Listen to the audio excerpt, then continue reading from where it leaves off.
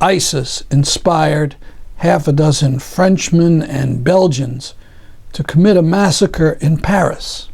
And so our brilliant Congress thinks we should close the door to all Syrians and Iraqis running away from ISIS.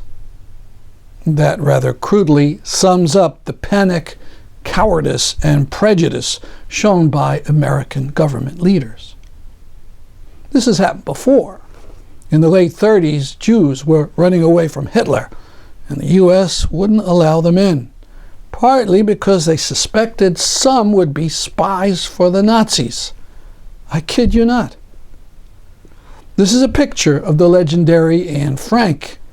Everyone knows she died in a Nazi death camp. But about 10 years ago, it came out that her family had tried to go to the United States from Holland, but they were denied a visa. This is a picture of kids on the ship, the St. Louis. It was a German ship filled with Jews who sailed from Germany to Cuba in 1939, expecting to be allowed in. Hatred of Jews, however, was whipped up inside of Cuba, and they were denied entry. At one point, the ship was close enough to Miami that the passengers could see the lights. But appeals to President Roosevelt fell on deaf ears, and they were not allowed in, and they returned to Europe. About 250 of the passengers eventually were killed by the Nazis. We don't usually do the flag waving thing, but you've got to admire the power of this meme. And this one.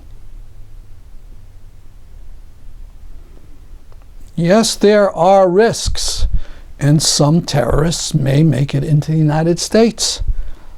But what about U.S. responsibility for the total mess, the shock and awe invasion of Iraq made to that country and to the whole Middle East? There was no ISIS and virtually no Al-Qaeda in that whole region until we stuck our nose in.